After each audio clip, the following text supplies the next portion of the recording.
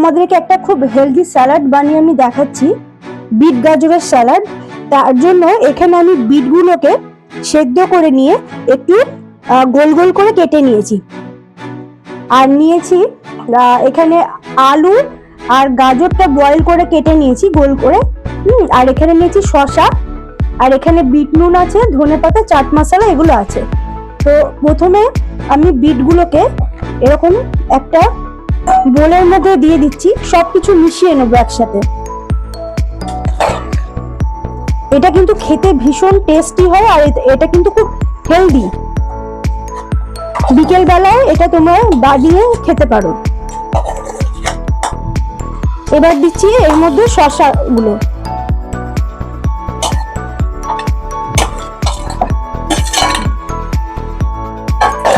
এবারে সবকিছু খুব ভালো করে মিশিয়ে নেব। এবারে দিচ্ছি এর মধ্যে একটু চাট মশলা,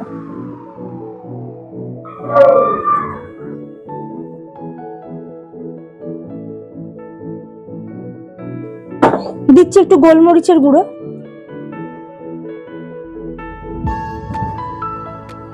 এখানে আমি লঙ্কা কিন্তু ব্যবহার করছি না, গোলমরিচ দিচ্ছি, কারণ গোলমরিচের টেস্টটা বেশি ভালো হয়। আর দেব অল্প একটু বিট নুন, বিট নুনটা পরিমাণ মতো দিচ্ছি। এবারে সবকিছু একবার খুব ভালো করে মেশাবো। এবারে এর মধ্যে আমি দিচ্ছি একটু লেটুস পাতা, আমি কুচো করে কেটে নিয়েছি। তোমরা চাইলে এটা দিতেও পারো, নাও পারো। লেটুস আমার কাছে ছিল বলে আমি দিয়ে দিয়েছি। তবে ধনে পাতা কিন্তু দিতেই হবে, ধনে পাতাতে টেস্ট ভীষণ সুন্দর হয়। আমি ধনে পাতা দিয়ে দিচ্ছি। লেটুস না থাকলেও কোনো অসুবিধা নেই, কিন্তু ধনে পাতা কিন্তু অবশ্যই দেবে। আর দিচ্ছি ওপর থেকে একটু পাতিলেবুর রস।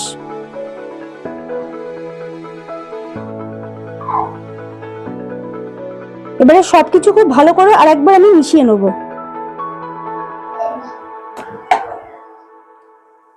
কি সুন্দর গন্ধ আসছে গো।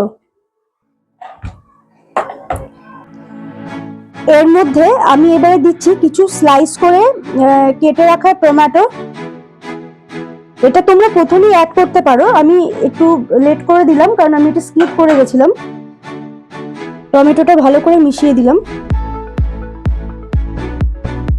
ব্যাস, আমাদের স্যালাড কিন্তু একদম রেডি।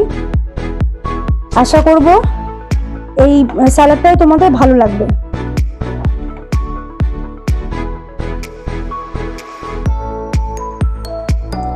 এটা এবার একটা প্লেটে আমি সার্ভ করে দিচ্ছি।